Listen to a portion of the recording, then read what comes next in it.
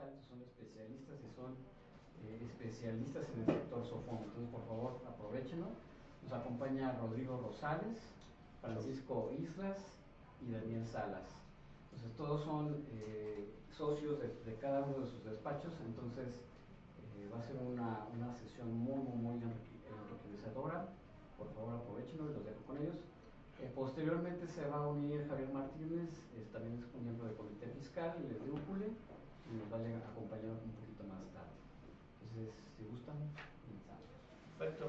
Empezamos un poco viendo las novedades de la Declaración Anual 2018, que no sé si afortunado o desafortunadamente no tuvo tantas novedades o no hay tantas novedades que podamos platicar en cuanto al formato de la declaración tal cual.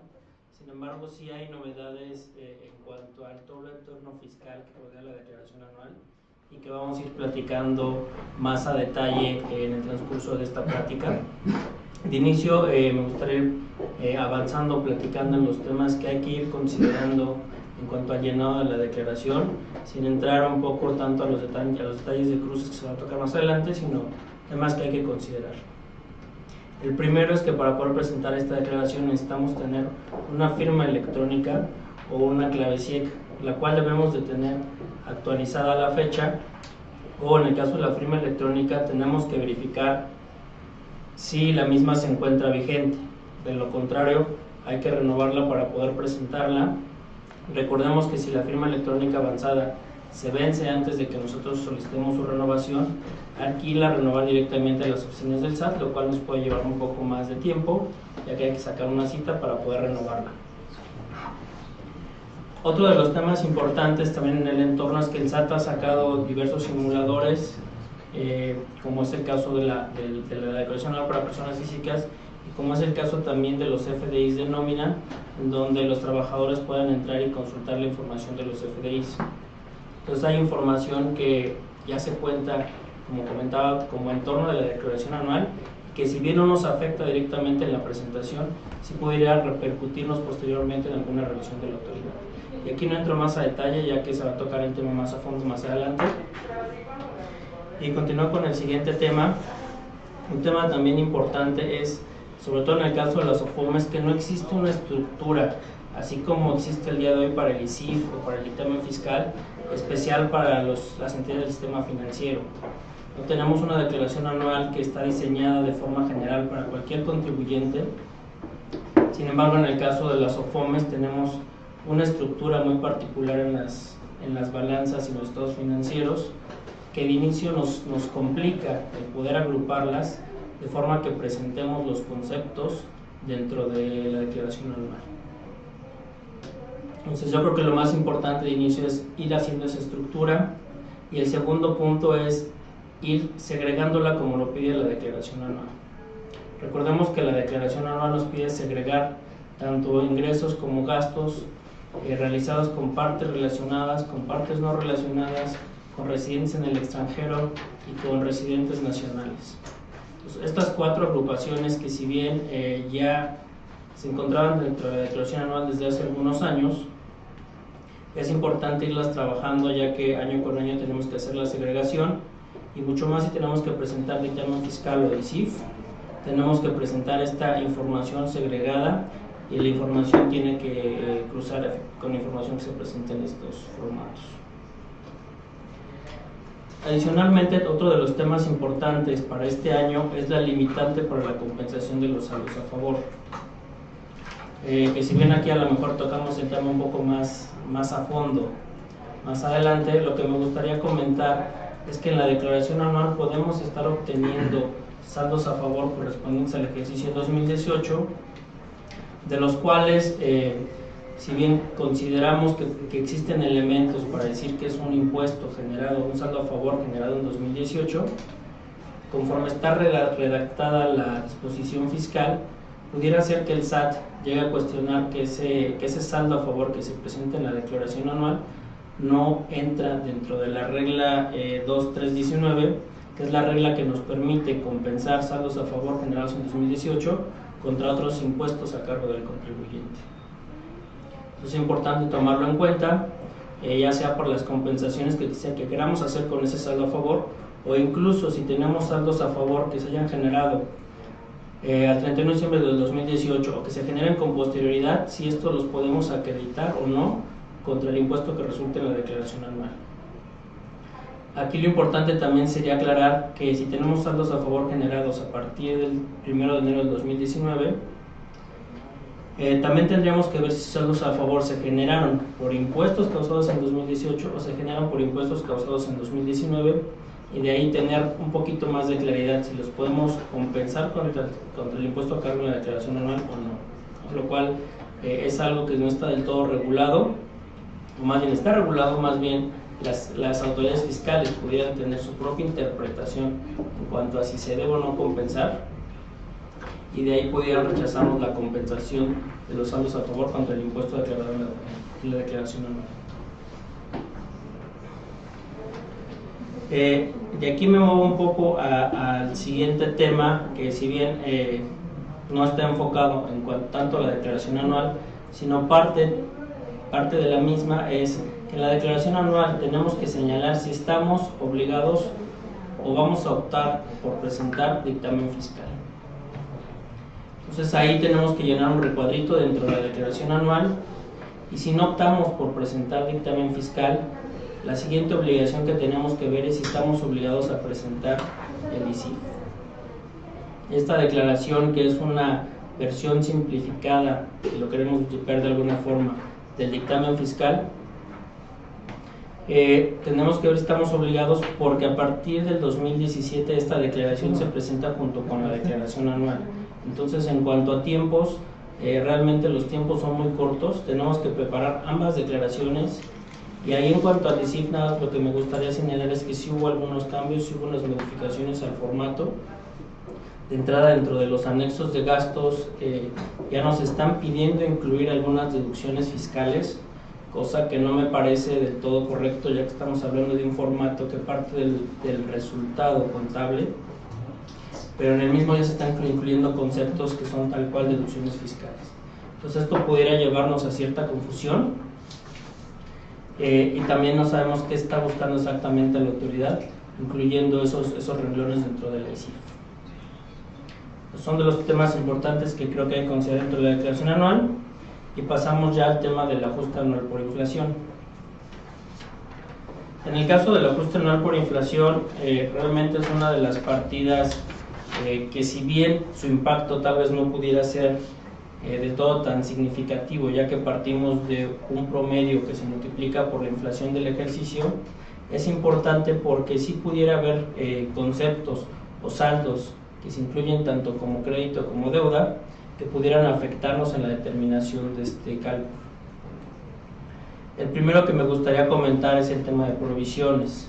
Esta es una partida que la autoridad se ha puesto en la mira en los últimos años, porque había ciertas prácticas de cada uno de los contribuyentes para efectos de cómo determinar su saldo en el ajuste anual por inflación.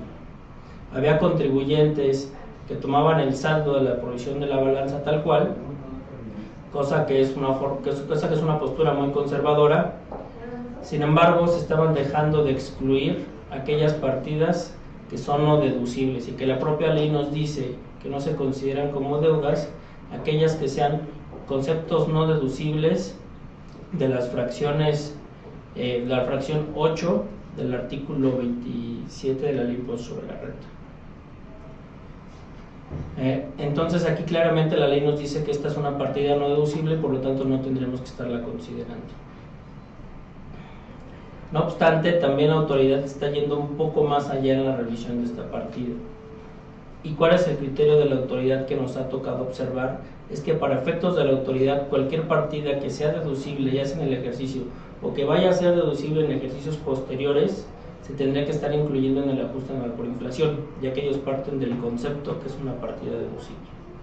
Lo cual, por lo que ya comentamos, no estoy del todo de acuerdo, pero es una de las posturas de la autoridad. Ahora, ¿cuál sería la mejor práctica que debemos de tomar dentro de este rubro del balance? Es hacer un análisis o tener un análisis en cada uno de los meses, analizando las cuentas por pagar que efectivamente son una provisión, o que siendo una provisión finalmente sí se cuenta con una factura con posterioridad y sí se paga dentro del transcurso del año, y que a final de cuentas sí termina siendo una cuenta por pagar.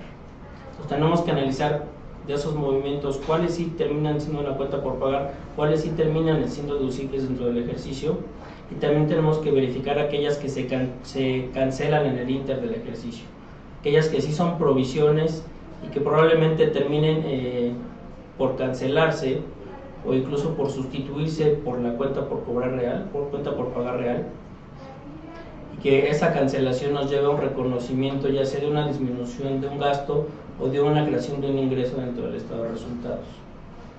Entonces es uno de los análisis, creo yo, más complejos que hay que ir realizando para efectos de este cálculo, pero que son necesarios de cara a una revisión de la autoridad. Otro de los temas también que quizá puedan ser un poco controvertidos es si debemos incluir o no debemos incluir los impuestos retenidos como parte del ajuste anual por inflación. Recordemos que los impuestos retenidos para efectos de las cuentas por cobrar y cuentas por pagar sí resulta ser una cuenta por pagar, porque aunque se lo retengas a un tercero, ese impuesto lo retienes y lo enteras. Entonces caemos en la definición de una cuenta por pagar para efectos del ajuste anual por inflación.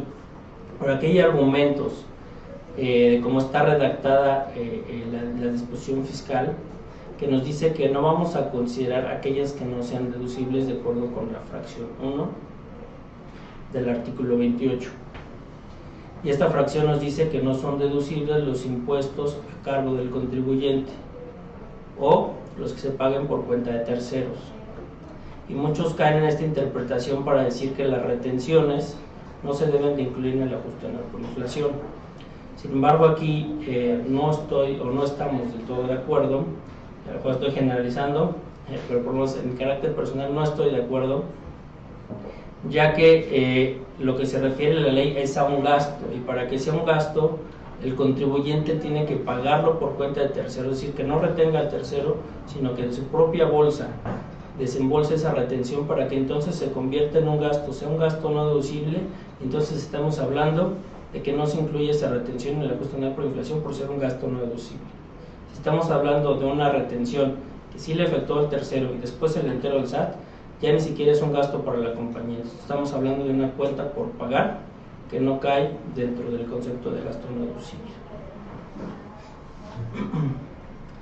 Otro de los temas importantes, o quiero decirlo así, el más importante dentro del cálculo del ajuste anual por inflación son las cuentas incobrables. Y de ahí me voy un poco más atrás a la cartera de que generan las OFOMES por el otorgamiento de crédito. Esta cartera, si bien sí representa una cuenta por cobrar, se tiene que incluir el ajuste. Cuando nosotros hacemos deducible por incobrabilidad esa cuenta por cobrar, la tenemos que quitar del ajuste anual por inflación a partir del sexto mes del ejercicio en el cual hagamos deducible esa cuenta por cobrar. Entonces aquí tenemos que revisar dos temas. El primero es el registro contable.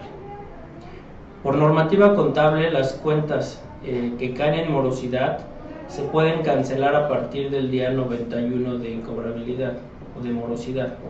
Entonces podemos encontrarnos que tenemos cuentas por cobrar que hago deducibles, pero que ya no están dentro de mi balance. Y al ya no estar dentro de mi balance, por obvias razones ya no tengo que estarla restando de mi saldo de mi cuenta por cobrar. Sin embargo, sí podemos encontrarnos con algunas cuentas que tal vez viven dentro del balance en los primeros meses del año, que con posterioridad las castigo y las hago deducibles. Entonces las tendría que estar restando del ajuste anual por inflación, obviamente observando en qué fecha se castigaron o en qué mes se castigaron, y si esto es con posterioridad al sexto mes del ejercicio en el cual hago deducible la cuenta por cobrar, tendría que estarla restando del ajuste. Aquí también existen ciertas interpretaciones en cuanto a si debo o no incluir las cuentas castigadas dentro del ajuste anual por inflación. Que las cuentas castigadas nos referimos a aquellas cuentas que por ya cumplir con el plazo de morosidad que se establece en la normativa contable tenemos que sacarlas y registrarlas en las cuentas de orden, deben o no incluirse como una cuenta por cobrar. Desde mi punto de vista, sí podrían incluirse como una cuenta por cobrar, ya que siguen siendo un derecho de cobro para el contribuyente y siguen estando debidamente registradas en contabilidad, ya que el hecho de que se registren en cuentas de orden no quiere decir que no estén registradas contablemente. Otro tema también importante a considerar dentro del ajuste anual por inflación son las cuentas del factoraje. ¿Por qué las cuentas del factoraje? Porque en el momento en el que yo como SUFOM adquiero una cartera, adquiero una cuenta por cobrar. Pero esta cuenta por cobrar yo la puedo adquirir cuando está vigente o la puedo adquirir ya estando vencida.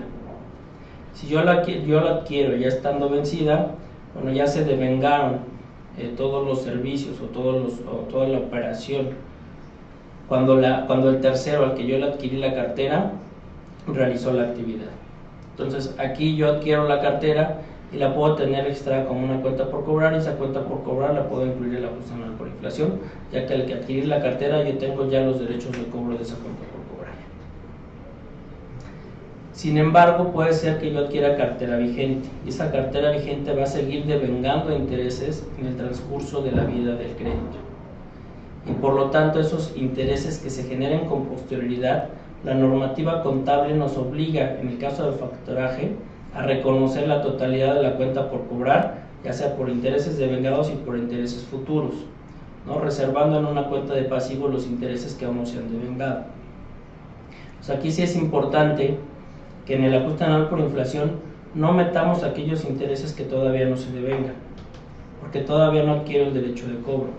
Y esto lo puedo hacer disminuyendo mi cuenta por cobrar, o lo puedo hacer incluyendo la cuenta del pasivo, donde tengo de alguna forma reservados esos intereses. También otro esquema del factoraje, que es el factoraje con cobranza delegada. Si nos vamos al Código Fiscal de la Federación, nos dice que no se considera enajenación cuando yo tengo un factoraje con cobranza delegada. Si nos vamos a ese concepto, podríamos llegar a una diferencia legal fiscal, porque legalmente sí adquiero los créditos, sin embargo fiscalmente, al no haber enajenación, puedo decir que los créditos no son míos. Entonces esa cartera podría estar en riesgo de que el SAT me diga que al no ser una cartera mía para efectos fiscales, tampoco tendría que incluirla en el ajuste anual por inflación, lo cual pudiera tener sus elementos debatibles, sus argumentos de defensa, pero es una partida que habría que cuidar. Otro de los temas importantes es también el arrendamiento financiero. En el arrendamiento financiero, al igual que el factoraje, también la normativa contable nos obliga a registrar la cuenta por cobrar por toda la vida del arrendamiento. Es decir, tengo que registrar el monto por cobrar del bien, más todos los accesorios que se vayan a generar en la vida del contrato de arrendamiento. Por lo tanto, también voy a tener una cuenta de pasivo donde voy a reservar los accesorios que están pendientes por devengarse del contrato de arrendamiento. Entonces aquí también tengo que cuidar que no incluya derechos de cobro futuros, los cuales todavía no representan una cuenta por cobrar. Entonces sí hay que tener cuidado en verificar el saldo que yo incluyo sea efectivamente lo que tengo ya devengado el derecho de cobro.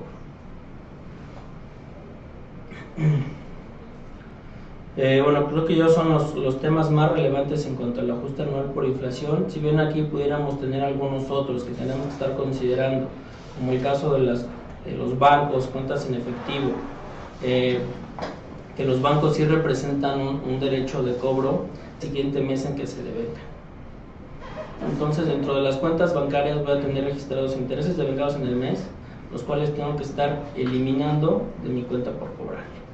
Lo mismo puede pasar con cuentas de pasivo, cuentas donde registre préstamos que me hagan como SUFOM, los cuales también tengan intereses devengados a cargo y que tenga que estarlos quitando de mi cuenta por pagar. Otro de los temas adicionales también son préstamos empleados. Los préstamos empleados, también nos dice la ley que tengo que estar eliminando aquellos préstamos que sean a cargo de mis trabajadores.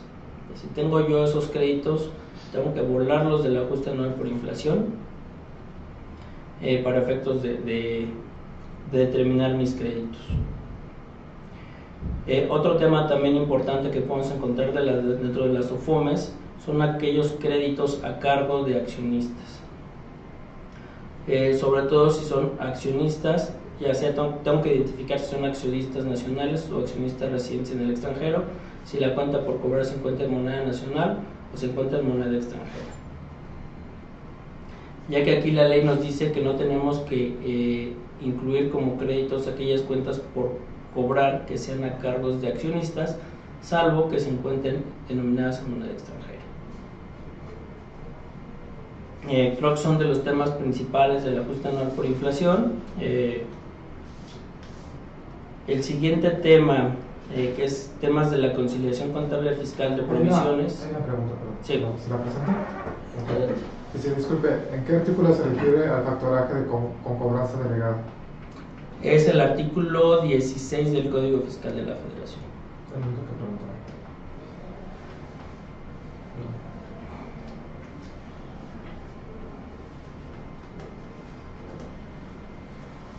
Sí, no, digo, el siguiente tema, y lo vamos a abordar, digamos, con algunos comentarios entre los tres. Sí. Primero agradecer a la asociación por la invitación. En la agenda está programado comentar todo lo relativo a la conciliación de provisiones, ¿no? Creo que es un tema que en nuestra experiencia en las revisiones, como comentaba Paco en el primer tema, ha sido todo un asunto que con la profundidad que se merece, porque finalmente es una partida muy relevante donde podemos tener todo lo que corresponde a proveedores y otros pasivos, ¿no? La autoridad ha puesto mucho ojo, y esto lo hacía principalmente porque teníamos, recordarán, y hoy más con el tema del cross-check digital de contabilidad electrónica con CFDIs, tenemos la obligación en cada uno de los cálculos que realizamos de identificar cuáles son aquellas provisiones que no cuentan con factura, es decir, aquellas provisiones que son una mera y simple, digamos, estimación contable. ¿Cuáles de esas provisiones que son una estimación contable después ya tienen una calidad de pasivo real, ¿no? Y pasivo real generalmente lo relacionamos con alguna, digamos, provisión que ya tiene detrás de sí una factura electrónica. Y después entra este análisis de quién te emite esta factura o quién es tu proveedor, porque puede ser una persona física, nacional, extranjero, o un extranjero igual, persona física o persona moral, ¿no? Y lo que tenemos aquí es que, como ustedes saben, existen reglas muy particulares para poder tomarlo a deducción, tratándose de personas físicas, asociaciones civiles y sociedades civiles, en donde básicamente lo que tú tomas para la deducción es el flujo de efectivo.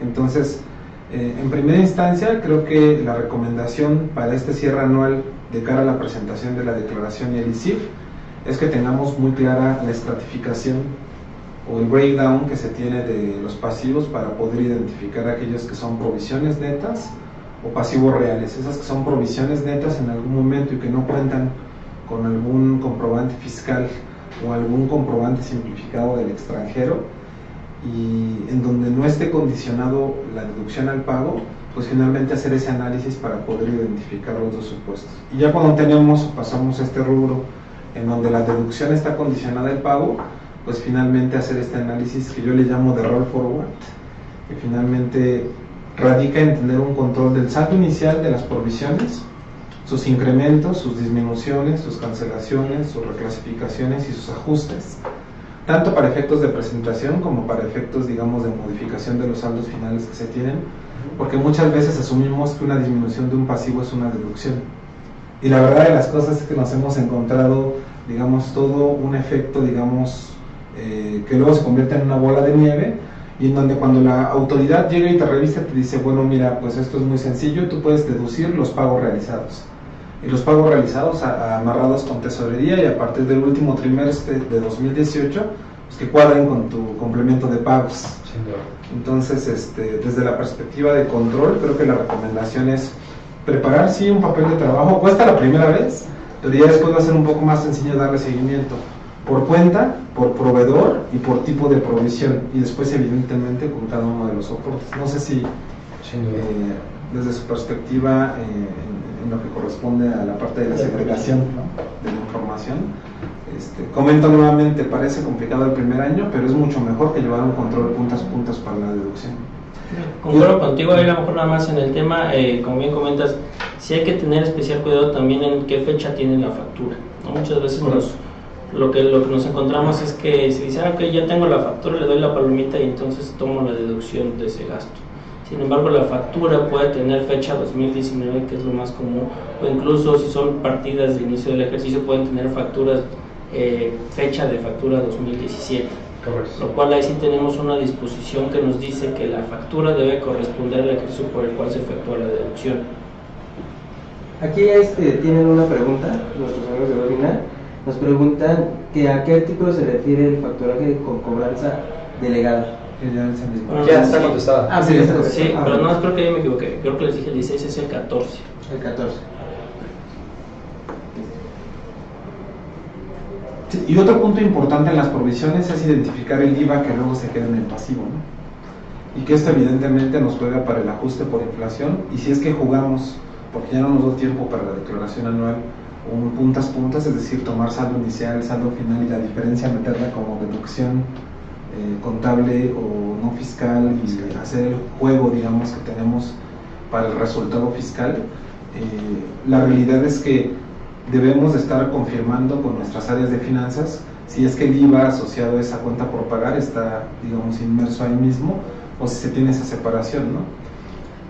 La mejor práctica es tener las dos cuentas, ¿no? De acuerdo Por separado. contigo. Luego muchas veces tenemos por ahí un efecto raro, ¿no? Es correcto.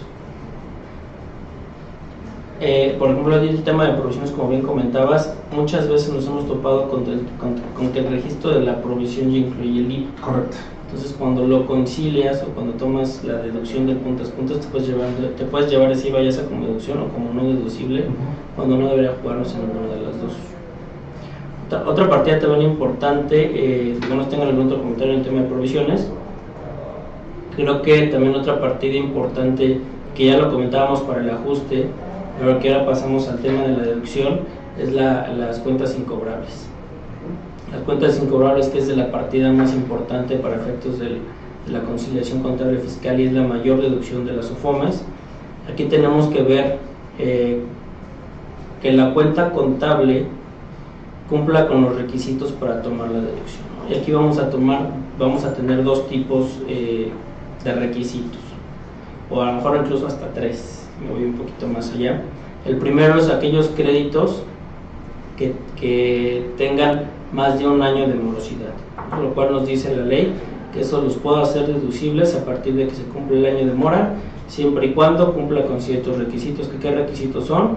Que yo haya informado al buró de crédito, que si son créditos a cargo de una persona que realice actividades empresariales, le avise que voy a hacer deducible el crédito y presentar una declaración informativa del SAT a más tardar el 15 de febrero de cada año. Cumpliendo esos requisitos, yo podría tomar esa deducción. La segunda parte que tendría que estar analizando son aquellos créditos que sean mayores a 30,000 UDIs. Pero en el anterior creo que no mencioné que tenían que ser créditos que cumplieran el año de mora y que fueran menores a 30,000 UDIs. Tratándose de créditos mayores a 30,000 UDIs, para que yo pueda tomar la deducción, tengo ya que iniciar el proceso de demanda.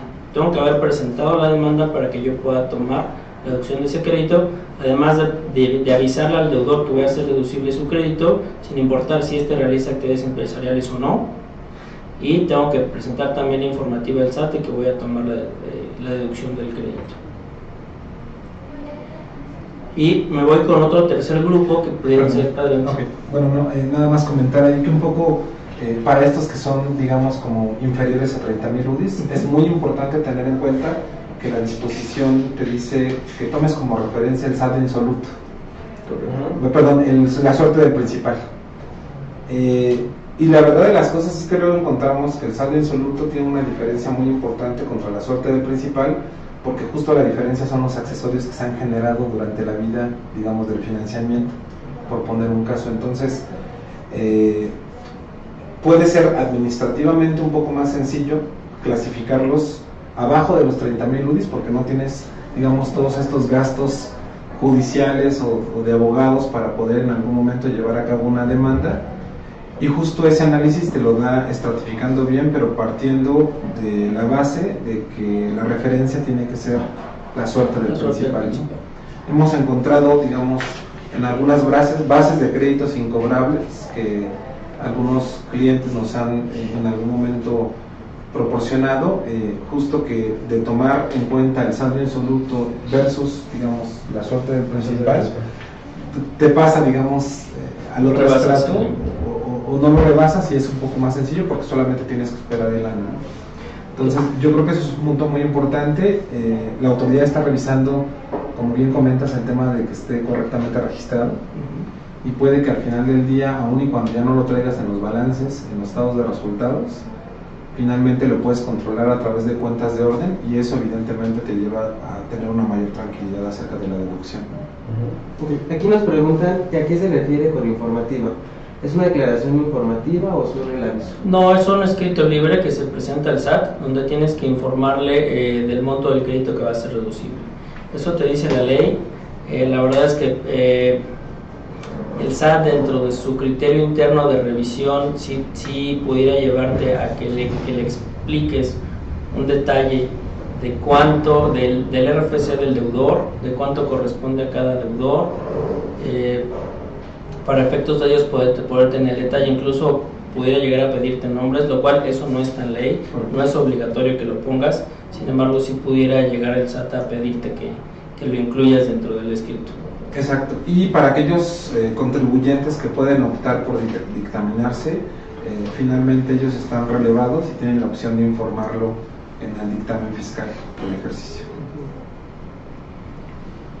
Bueno, y ya pasando al tercer grupo que pudiera encontrarse dentro de la deducción de créditos incobrables, son aquellos créditos hipotecarios, los cuales la ley nos dice que solamente podemos deducir el 50% del crédito y el otro 50% hasta que yo tenga la recuperación o hasta que inicie el proceso de subasta, que es cuando yo presento vía judicial la demanda y entra ya en un proceso de subasta para remate de bienes. Correcto. Creo que, digamos, del tema de incobrables, yo agregaría, digamos, como un proceso adicional que es el de recuperaciones posteriores, ¿no? Porque al final del día tú lo que haces es que cuando desembolsas un principal para realizar tu operación, lo que tienes es, si no te paga el tercero, el cliente, es un detrimento patrimonial. Lo mismo sucede en algún momento cuando tú tienes un generativo para el cliente, y que cuando hiciste este préstamo, por ejemplo, poniéndolo en esta primera operación importante de las SOFOMS, tú tengas la evidencia de que evaluaste que finalmente el cliente tenía la capacidad de pago, y que consultaste su buró de crédito y que tienes el expediente que demuestre que le prestaste sin incurrir en alguna negligencia. Eso yo creo que va un poco más allá de lo fiscal, es un poco un argumento operativo legal, ¿no? Un tanto, digamos, relacionado con la forma en la cual tú prestas dinero. Ese es el primer punto. El segundo es para todos los accesorios que tú hayas generado, los intereses y las comisiones. El SAT, cuando tú le presentas una deducción, lo que quiere que le demuestres es que todo eso lo hiciste acumulable anteriormente. Entonces, lo que tenemos que tener cuidado para la deducción del 2018 es precisamente esta parte de los tiempos, ¿no? Oye, tú tienes un crédito en donde se cumplió el año de mora en el 2018, inició, digamos, este año de mora en 2017 y finalmente suspendiste porque tenías tal vez reglas de tercer mes, suspensión de ingresos tanto contables como fiscales, suspendiste la acumulación, pero tú lo que quieres deducir es el saldo insoluto. Entonces te va a quedar como un poco dispar la deducción, ¿no? La verdad de las cosas, y es un tema de controversia, pero tampoco existe una disposición que te limite la deducción, digamos, de este saldo insoluto si es que no has acumulado los accesorios, esos intereses previos, ¿no? Tema de controversia en la cual nosotros creemos que la autoridad fiscal no está de acuerdo, pero donde finalmente la recomendación es que se haga este análisis contrato por contrato, y en donde tú puedas controlar, digamos, de forma detallada que primero el principal lo prestaste y lo prestaste bien, digamos, ¿no? Y en segundo término, que también los ingresos por intereses o comisiones o cualquier otro concepto, como recuperaciones de seguros que pueden existir en el otorgamiento de créditos o algún otro instrumento financiero, los acumulaste fiscalmente, ¿no? Esto puede ser un poco complicado en los interanuales, ¿no? Porque puedes tener digamos, esa acumulación contable y no fiscal y la deducción fiscal en otro año. Pero creo que es uno de los importantes elementos que se deben de tomar en cuenta para la declaración anual. De acuerdo, coincido contigo. También aquí el tema de las recuperaciones que comentas es importante porque muchas veces nos quedamos ya con la deducción del crédito y en siguientes años tenemos la recuperación parcial o total del crédito y muchas veces se nos olvida acumularlo, porque el registro contable en algunos casos, o por lo menos aquellos que sí cumplen con los criterios de la Comisión para el Registro, sí tienen que registrarlo en resultados o reconocer ese ingreso. Pero aquellos que no, me ha tocado el caso de ver que lo registran en cuentas de orden. Entonces, al registrarlo en cuentas de orden, a veces se te escapa el momento de acumulación de las recuperaciones. Entonces, sí es importante tenerlo controlado.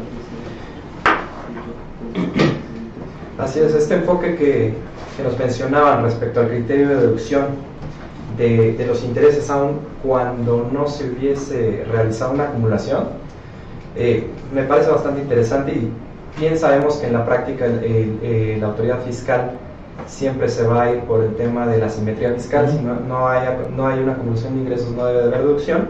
Pero también es cierto que en materia jurídica, como bien mencionaban, si el principal fue otorgado conforme a ley y lo podemos demostrar, lo accesorio debe seguir la suerte de lo principal. Por ende tenemos un elemento de defensa ante ello.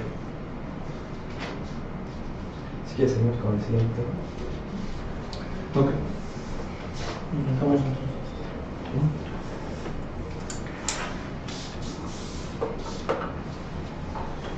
a presentar la...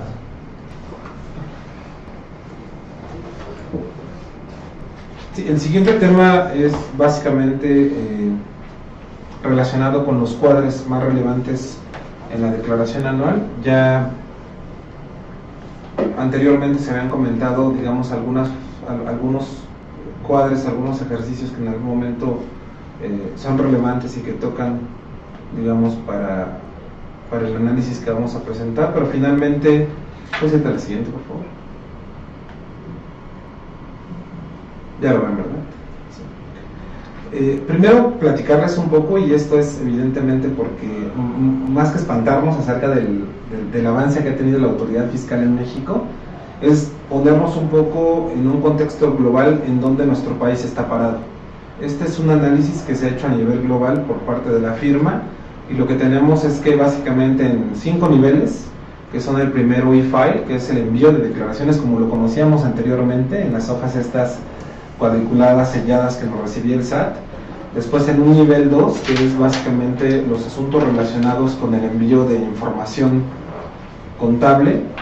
Viene este cambio de paradigma y tenemos algo que nosotros le llamamos el e-match, que es básicamente en donde hay información contable, hay información fiscal, hay información de flujos, ya ahora el complemento de pagos, y todo esto evidentemente nos lleva a que la autoridad ya tiene información, la misma que estamos viendo, digamos, desde la operación, la puede tener 1, 2 o 3 meses, digamos, con posterioridad. El nivel 4 es muy interesante porque es finalmente lo que hemos estado viendo, es decir, la autoridad con la información que tiene ya lo que hace es mandar cartas de invitación o detonar, digamos, algunas auditorías electrónicas. Y el nivel 5, que ya lo vemos para personas físicas, no para personas morales en nuestro país, básicamente es el tema de, con la información que yo tengo, preparo tus impuestos. Y ya tú nada más dices estoy de acuerdo o no y presento la declaración. La siguiente, por favor. Digamos, en resumen, lo que tenemos es que la calificación que tiene México en esta perspectiva del 1 al 5 es de nivel 4. Y este nivel 4 evidentemente es por los datos transaccionales, contables, todo lo que tiene, digamos, a la mano la autoridad en cuanto a facturación electrónica, los catálogos de cuentas, estados financieros, domicilios de la empresa, algunos temas relacionados con la vinculación de las listas negras de los mal portados. En el impuesto sobre la renta corporativa evidentemente tenemos ya información también que adicionalmente a esta se va, digamos, acumulando en las bases del SAT, como todo lo que tiene que ver con CFDIs, tanto emitidos como recibidos, precios de transferencia y el tema del impuesto al valor agregado, que con el tema de compensación universal ha causado, digamos, bastante controversia en los últimos días, ¿no? ¿Cuáles son las implicaciones de no realizar, digamos, buenos cruces fiscales en la presentación de la declaración anual y el ICIP? Y bueno, y para aquellos que todavía tienen la oportunidad de presentar y optan por ello el dictamen fiscal, básicamente es temas de gastos por recargos y actualizaciones, ¿no? Porque finalmente la autoridad lo que hace es, de tus pagos provisionales de ISR voy a hacer ciertos cruces para poder verificar que la información que tienes en la declaración anual sea igual a la que me estás presentando en pagos provisionales. El caso más relevante es el tema de los ingresos acumulables, ¿no? Que va de la mano con el punto número 2, que es la desviación de ingresos contra la declaración anual, contra el anexo 24 que tenemos presentado, digamos, en cuanto a la información de la contabilidad electrónica. Otro tema que, como recordarán, ha sido, digamos, muy sonado, que es cuando la autoridad tiene, digamos, complementos que son o retenciones o constancias de retenciones, que ahora son CFDIs de retenciones y pagos, junto con los de nómina, pues finalmente tiene elementos para poder hacer recálculos de retenciones, ¿no? Exacto. Y en el extremo, el no entero de una retención de forma correcta puede llevarte a una no deducibilidad, ¿no? Lo cual evidentemente es el extremo. No lo vemos tan común en las auditorías, pero sí es una posibilidad, ¿no? Diferencias entre CFDIs y datos declarados, que eso evidentemente muchos de nuestros clientes lo están, digamos, en algún momento viviendo, que es básicamente que la autoridad te dice, mira, yo tengo de las bases de datos tanto, digamos, de ingresos acumulables, porque así me lo reflejaste tú al momento de que yo timbro tus comprobantes fiscales digitales de ingresos que tú emites, y tú me estás informando que tienes en tus ingresos acumulables un monto menor, ¿no? En ese caso la autoridad lo que te pide es ajustarte y pagar el 30% de la diferencia. No hemos visto caso en donde te diga que tienes menos, ¿no? Pero al final del día es este cross-check que hace entre la contabilidad y los comprobantes fiscales digitales. Creo que más adelante vamos a abundar un poco en esos temas de CFDIs, ¿no? Facturas apócrifas, que es un tema muy relevante, que hoy evidentemente si tú tienes relación con alguno que se considera que emite facturas apócrifas, pues el castigo es no deducibilidad y no acreditamiento, ¿no? Correcto. La conciliación con terceros reportados ante el SAT, el tema de las compulsas, el intercambio de información hasta entre países, y tenemos por ahí entidades que tienen relación con partes relacionadas o no relacionadas en el extranjero. Esto evidentemente lo tenemos que tomar en cuenta, y más por asuntos relacionados con presentación de local file y master file del country by country report en algunos contribuyentes que tienen la obligación, digamos, globalmente a realizarlo, ¿no? Y bueno, la atención en el tiempo limitado, ¿no? Porque la autoridad llega y te dice, oye, es más, fuera de plazo. Me ha tocado ver invitaciones donde te dice, tienes 3 días, ¿no? Para contestarme. Y evidentemente no te da la oportunidad de contestar en 3 días. Y eso puede llevarte a que de las invitaciones se detonen ya, digamos, algunos procedimientos de revisión formales, ¿no? En estas slides, digamos, las siguientes, vamos a ver una lista de los principales cruces que recomendamos realizar. Algunos, como podrán ver, muy obvios, y otros un poco, digamos, que creemos que no debemos de dejar pasar antes de presentar la declaración anual. El primero de ellos, pues creo que es el más importante, es monitorear, digamos, ese 70% famoso para poder seguir operando como SOFOM, ¿no?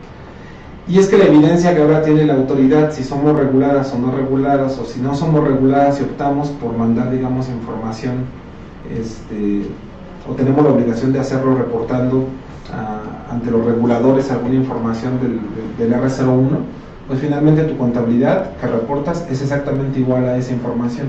Ahí es muy fácil de ver ese porcentaje, pero cuando tú reportas a través del anexo 24, como el anexo 24 no está diseñado para compañías financieras, entonces la recomendación es que vayas a ver la balanza corporativa y hagas estas pruebas antes de presentar la declaración anual, ¿no? El segundo cruce relevante, pues bueno, es contra códigos agrupadores y el borrador de la balanza número 13.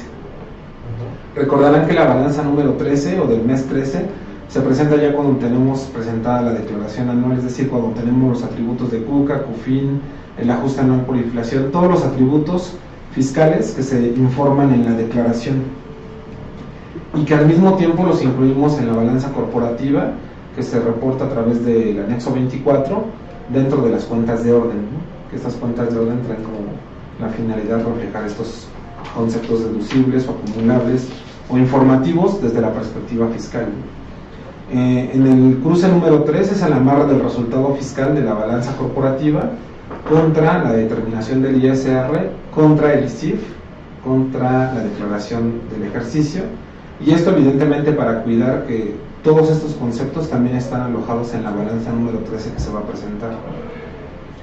El cuarto y quinto, que tiene que ver con los FDIs, que vamos a comentarlos más adelante, digamos un poco más de forma profunda, es hacer el cross-check tanto de los FDIs que yo emito contra la información de los ingresos acumulables que tengo en la declaración anual, y también que yo estoy teniendo, digamos, en la balanza del mes de diciembre.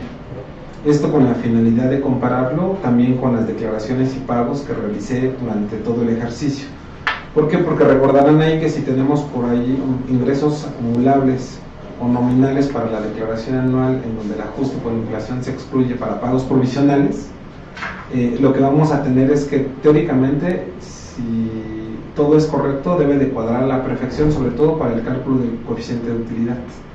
Si tenemos alguna diferencia y resulta que los ingresos acumulables fueron superiores en la declaración anual que en los pagos provisionales, pues la autoridad debe exigir que pague recargos y actualizaciones por ese diferencial, ¿no? Entonces ahí se puede, digamos, en algún momento optar por regresarte y presentar complementarios de todos los meses, o solamente por calcular estos accesorios, ¿no?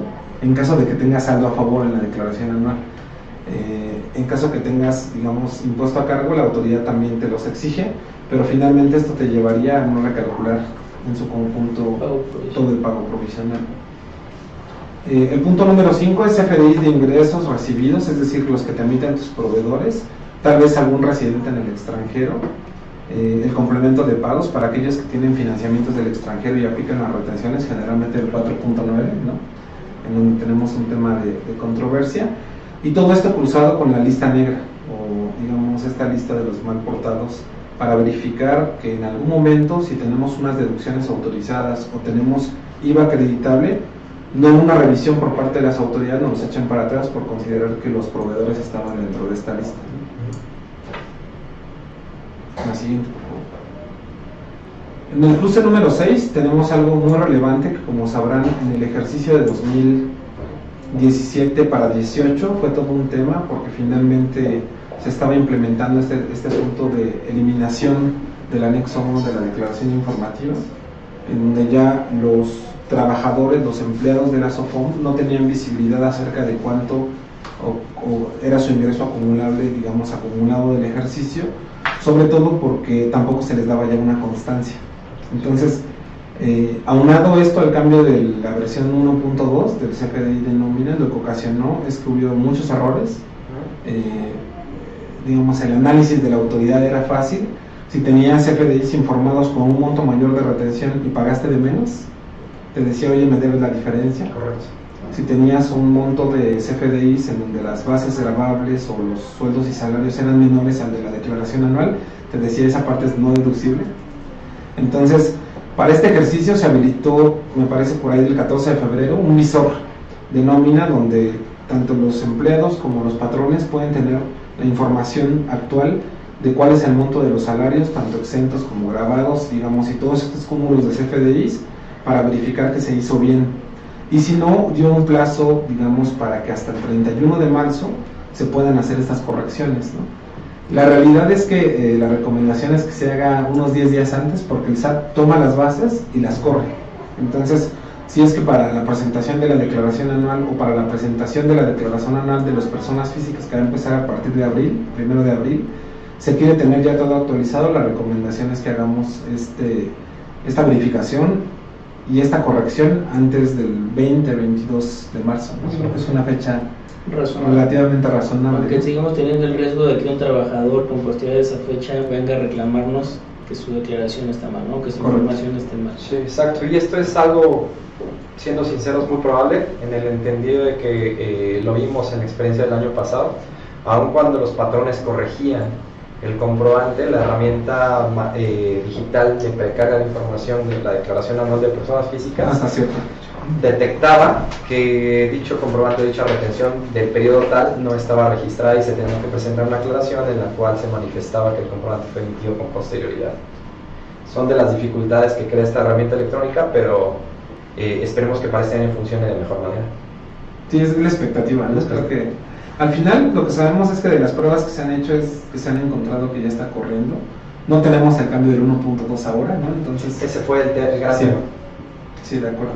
Y creo que esto también, el cruce número 7, que también muchas veces no es tan importante en montos, pero es relevante porque es algo que vemos en todos los pagos de IVA y obviamente en la declaración anual tenemos que considerar un rubro, es el IVA deducible que no fue acreditable por temas de factor de acreditamiento.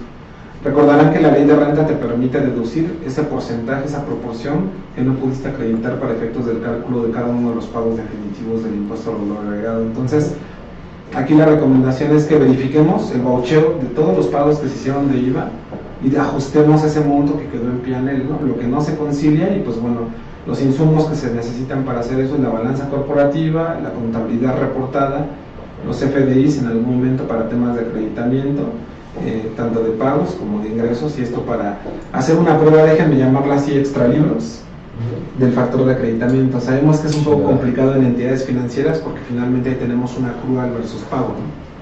Pero la recomendación es tratar de hacer estas pruebas con miras a identificar el IVA deducible que correctamente tiene que incluirse en la norma. La siguiente. Creo que el cruce número 8 es algo acerca de lo que Paco nos comentaba, del tema de incobrables. Y aquí la recomendación es que verifiquemos, bueno, primero revisar el criterio, ¿no? Porque el criterio creo que no en todas las entidades financieras lo hemos aplicado. Pero finalmente, como se trata de una deducción autorizada, la pregunta es, ¿debo de emitir o no debo de emitir un CFDI de egresos? Creo que en términos generales la conclusión que tenemos al momento es, no por el principal, porque el principal era un recurso tuyo, pero tal vez sí por esos accesorios que acumulaste previamente que vas a deducir ahora, ¿no? Eso tal vez en un CFDI de egresos y en una adenda incluir, digamos, como para curarnos en salud, el monto de la deducción que estamos tomando por el principal de estos créditos incobrables, ¿no? Y evidentemente informarlo en estas declaraciones que ya comentaba Francisco, y o incluir la información dentro del CIPRET, ¿no? El cruce número, no sé si hay alguna pregunta al momento. No. Okay. El cruce número 8 es la clasificación de los no deducibles para la CUFIN, ¿no? Esto es algo que nos enseñaban, digamos, en las clases de ISR1, pero la verdad es que luego se nos va y el efecto es triple, ¿no? Porque por un lado tienes un no deducible y después ese no deducible te pega, digamos, en el cálculo de la cuenta de utilidad fiscal neta, y cuando distribuyes dividendos tienes un doble impacto. Y puede que tengas uno tercero si es que estamos hablando de PTU por ahí, que luego tenemos un toque, digamos, también en la utilidad fiscal neta. Pero en resumen es identificar cuáles son aquellos no deducibles que por ley están denominados como tal y cuáles son aquellos no deducibles que son porque no tuvimos algún requisito en cumplimiento, ¿no? Y los únicos que debemos de considerar para la disminución de la UFIN, que después le pega el saldo de la CUFIN, son aquellos que son no deducibles porque literalmente la ley así lo marca. Esto va aunado con el cruce del punto número 10 y es el tema de cobro y pago de dividendos. Recordaremos que por ahí en la declaración anual hay un concepto que te dice que informes cuál es el monto de los pagos de dividendos que hiciste en el ejercicio, pero un paso más atrás es también verificar cuál fue tu movimiento en el estado de variaciones del capital contable, ¿no? Y esto evidentemente porque luego muchas veces se hacen algunos movimientos ahí y no se nos comunican claramente. Recordar que hay que cruzar contra la declaración anual y contra el ICIF, ¿no? Distinguiendo entre los saldos de la CUFIN generada antes de 2013 y los saldos de la CUFIN generada a partir de 2014. La siguiente, por favor. Creo que es la anterior. En el 11 va un poco de la mano, pero es conciliar el estado de variaciones de capital contable contra el papel de la CUCA, ¿no? Que esto obviamente se va a informar en la balanza número 13 a la que me refería anteriormente, que se presenta a través de contabilidad electrónica. En el punto número 12 es el amarre de pagos al extranjero contra el ISR retenido y contra los FDIs de retenciones y pagos. 13 es el cruce de los intereses, y ahí básicamente lo que queda vivo en la DIM, en la vieja DIM que conocíamos, es el anexo 4 de préstamos al extranjero o del extranjero. Entonces aquí sí la recomendación es que amarremos los montos del saldo insoluto, de las contraprestaciones, de lo que efectivamente se ha pagado, porque la autoridad lo que está buscando a través de esta declaración es el impuesto sobre la renta que debiste haber retenido. Y finalmente, digamos que esto se presenta junto con la declaración anual, no en febrero, es el tema del anexo 9 de la DIM, de operaciones con partes relacionadas, ¿no? Y también está amarrado con el anexo de operaciones con partes relacionadas que se presenta en el ICIF y el estudio de precios de transferencia, ¿no? Que luego nuestros colegas de estudios de precios de transferencia nos lo entregan posterior a la declaración anual, pero la realidad es que tenemos que tenerlo antes para poder hacer este amarre, ¿no? El Master File y Local File se presenta un año con posterioridad, pero yo creo que nos da un poco de tranquilidad si tenemos por lo menos el estudio o las transacciones, ¿no? Sí, confirmadas por parte del especialista en estudios de precios de transferencia. Creo que en términos generales estos son los cruces más relevantes. Coincido contigo, Juan, nada más adicionaría, precisamente aprovechando esta herramienta del SAT de consulta del tema de sueldos y salarios, que también hay ciertos datos informativos que te piden el anual, ¿no? Como comentamos, el tema del 47-53%, el tema de los exentos, que son datos que te pide que incluyas como dato informativo el anual, que tendríamos que estar también validando contra esta información que tiene el SAT en su simulador. Sí, sin duda, y también es importante que para aquellos casos en los que a nuestros trabajadores les estemos dando viáticos, al ya no existir como tal una constancia de retenciones en la cual de cierta manera se podría haber manifestado un monto de viáticos otorgados, de ser el caso, toda esta información se manifiesta ahora en el nuevo CFDI de nómina. Soy sincero, he visto varios clientes los cuales no realizan dicha manifestación por medio de los CFDIs de nómina, y ello en cierta medida va a impactar, sobre todo para la acumulación de ingresos grabados de los trabajadores, si se toma en cuenta el depósito que se recibió en su cuenta de bancos. Son puntos a revisar. Y también, retomando lo comentado por mis compañeros y para tocar el último punto de nuestra agenda de hoy, esto es en cuanto a pagos que realicemos a trabajadores contratados directamente bajo nuestra subordinación. Si bien no es un tema que habíamos listado, creo que vamos a recabar cierta información para todos ustedes, aquellos que contraten a su nómina tercerizada por medio de un outsourcing. El recabar información establecida tanto por ley de renta como por ley de IVA para que sea deducible ese pago de nómina tercerizada va a cobrar mucha relevancia. Yo creo que para 2019 sin duda va a ser uno de los elementos que la autoridad fiscal va a revisar, sobre todo para la deducción del pago de la nómina tercerizada y para el acreditamiento del IVA inmerso en la operación de su contratación laboral. Muy de la mano de la obtención de los comprobantes fiscales que soporten deducciones autorizadas, recordemos que el tema de deducciones desde un punto de vista jurídico legislativo es una apariencia de gracia que la autoridad fiscal da a los contribuyentes, porque en sí lo que por ley debería de ser sería pagar sobre la tasa establecida en ley sin poderla restar alguna partida. No obstante, el artículo, la ley del impuesto sobre la renta nos prevé ciertos requisitos a cumplir para que ciertos gastos o erogaciones que realicen las compañías puedan ser considerados como deducibles. Dentro de los elementos que tenemos, uno de los más importantes es contar con la documentación soporte, específicamente hablando el comprobante fiscal CFDI. Por regla general, y es de años que traemos esta idea, el tema de la deducción y la obtención del comprobante fiscal siempre hemos tenido en mente que debe de ser dentro del ejercicio en el que queramos llevar a cabo la deducción. Tan es así que la fracción 18 del artículo 27 explícitamente lo señala. Pero recientemente, por ahí de mitades de 2018, recuerdo que este tema en específico causó bastante controversia, incluso llegó a instancias jurisdiccionales. ¿Por qué? Porque si revisamos a detalle la fracción 18 del artículo 27, esta fracción prevé dos criterios diversos: gastos realizados conforme a la fracción tercera del artículo 25 y gastos que se relacionan al costo de ventas previsto por el artículo 39 de la ley de renta. ¿Por qué es importante que tengamos cierta dimensión sobre cuál es el destino de la erogación que estemos haciendo? ¿Por qué? Porque en su caso este análisis jurisdiccional que se hizo llevó a conclusión, que todos aquellos gastos que efectivamente configuren la hipótesis normativa, es decir, el tipo de deducción prevista por la fracción tercera, gastos, efectivamente la erogación debe estar realizada durante el ejercicio, el CFDI se debe obtener y la fecha de emisión de ese CFDI debe de corresponder al ejercicio por el cual vamos a llevar a cabo la deducción. ¿Qué quiere decir en términos simples?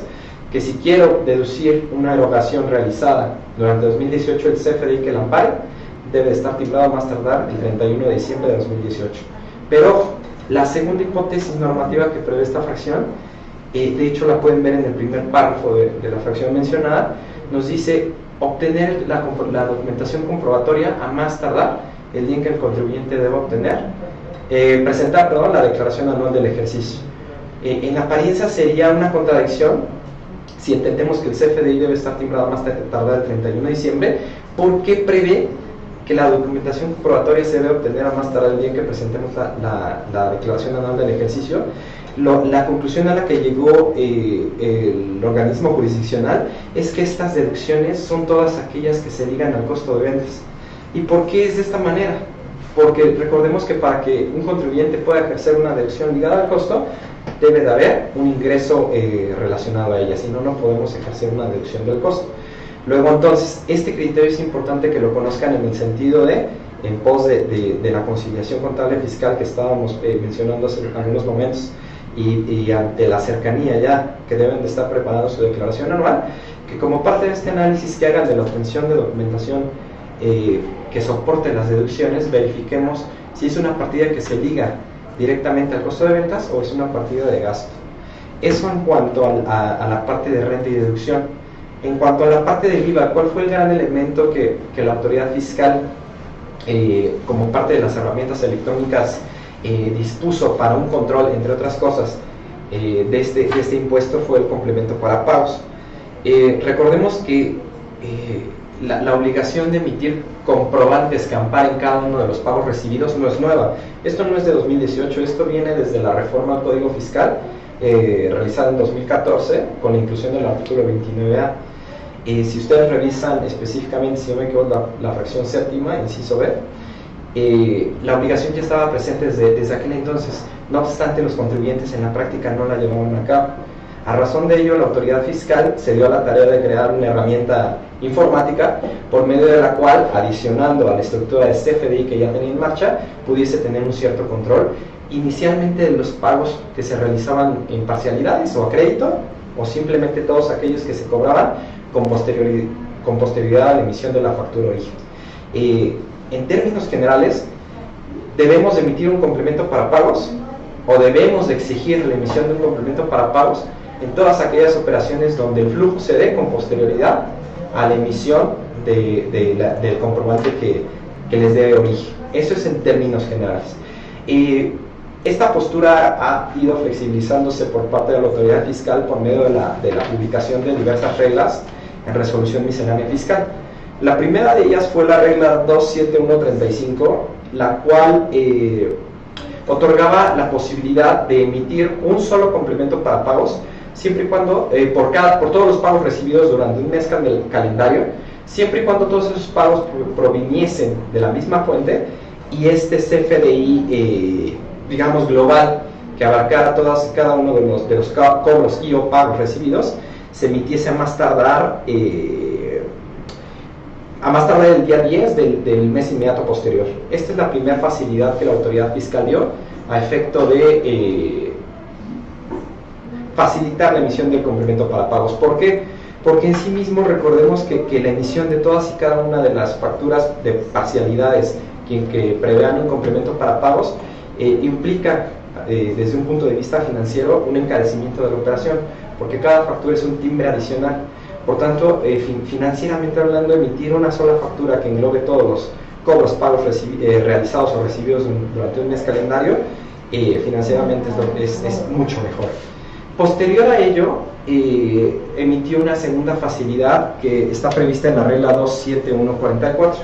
Esta segunda facilidad prevé la posibilidad de que cuando, número uno, ya se tenga la certeza de cuál va a ser la forma en la que me van a liquidar la factura, Y número 2, el pago se realice a más tardar el día 17 del mes posterior a aquel en que emito el comprobante, tengo la opción de emitir desde ese momento una factura, un CFDI, estableciendo como método de pago PUE y como forma de pago transferencia, cheque, efectivo, según la forma en la que me lo vayan a liquidar. Esta segunda facilidad es muy buena, ¿por qué? Porque ya no nos obliga a emitir un complemento para pagos en el momento en que me liquide la operación. Ojo, siempre y cuando el comprobante se liquide efectivamente a más tardar el día 17 del mes inmediato posterior.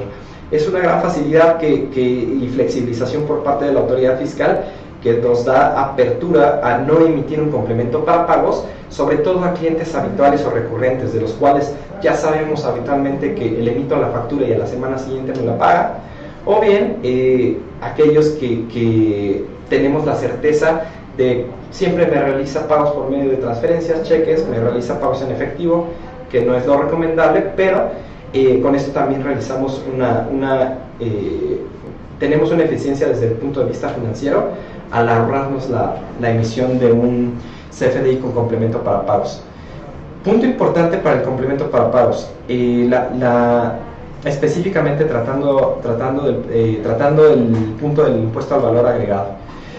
Como la autoridad fiscal toma este elemento como prueba plena para el cumplimiento o digamos la efectiva existencia de un flujo, si no contamos con el complemento para pagos aparejado al flujo realizado, la autoridad fiscal nos puede cuestionar el acreditamiento del IVA inmerso en la operación. Es importante que tomemos eso en cuenta, sobre todo para los análisis que se realicen en pos de este impuesto en lo particular. Y otro de los puntos importantes que también ha causado bastante ruido, ¿qué pasa si propiamente la forma en la que se extingue la obligación no implica en sí misma la existencia de un flujo? Es interesante revisar el catálogo de claves que la autoridad fiscal dio a conocer específicamente para las formas de pago inmersa en el complemento para pagos, porque incluyó diversas claves no desde el punto de vista fiscal, sino más desde un punto de vista jurídico, y nos estableció diversas formas de pago que en la realidad se pueden dar, por ejemplo, compensación de saldos, o novación, confusión, es decir, formas de extinción netamente jurídicas, netamente desde un punto de vista civil y o mercantil, que producen efectos y que, pese a que no existe un flujo para cubrir el monto adeudado, sí tenemos la obligación de emitir un CFDI con el complemento para pagos. Es muy importante eso, porque muchas veces he detectado que no se realiza. Existe una compensación de saldos, donde yo te debo, tú me debes, matamos las deudas, no existe un flujo, pero ojo, debemos de tener el complemento para pagos con la clave correspondiente. Eso es en lo que hace al CFDI con complemento para pagos. El tercer elemento que también hemos decidido incorporar a este análisis en pos de los temas que debemos de revisar para la próxima presentación de la declaración anual es el tema de las listas negras del SAT. Listas negras es el nombre común que se le ha dado a los listados que la autoridad fiscal hace, tanto en su portal como en el diario oficial de la Federación. Considero que existen listas negras y listas grises. ¿Por qué?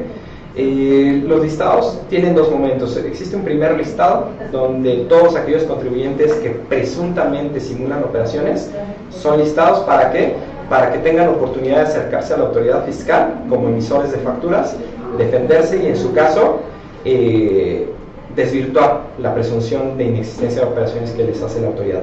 En dado caso de que esto no ocurra o que los elementos aportados no sean suficientes, serán incorporados, sí, ahora sí, de forma definitiva, en un listado que habitualmente se conoce como listado negro.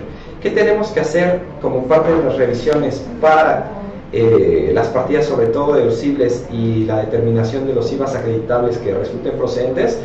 Es establecer sistemas de control. ¿En qué sentido? La recomendación que damos es que cuando menos de forma mensual se realice una revisión de todos nuestros proveedores que no se encuentren inmersos dentro de estos listados. ¿Por qué?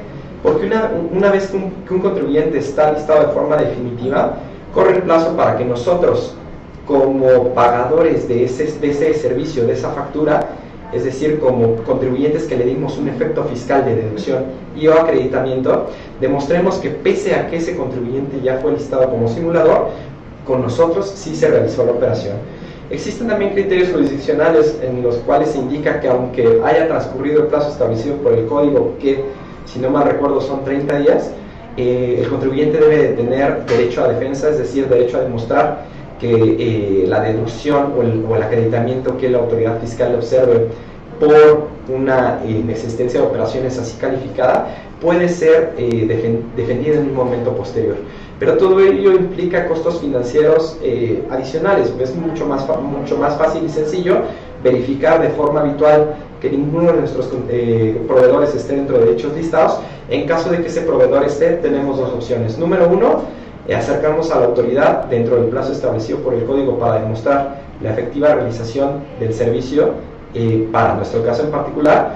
O número dos, no considerar como deducible y no considerar acreditable el IVA de dicha operación, de qué manera, presentando declaraciones complementarias de ser el caso. Este tema de los listados negros va también dentro del gremio de la SOFOM, es muy aparejado a los listados más desde un punto de vista financiero por personas bloqueadas. Si bien es cierto, en algunos casos van de la mano por la vinculación que existe entre Unidad de Inteligencia Financiera y SAT, como los dos brazos fiscalizadores con los que cuenta la Secretaría de Hacienda, no por el hecho de que te encuentres en uno vas a estar en el otro. Por tanto, también como parte de las actividades que es sugerible que su oficial de cumplimiento realice de forma habitual, es la revisión dentro de estas listas de personas bloqueadas, que entiendo yo que es un control que todos ustedes deben de llevar, pero no está por demás recordar, tanto de proveedores como en su caso de clientes que tengamos para efectos desde un punto de vista de riesgo financiero.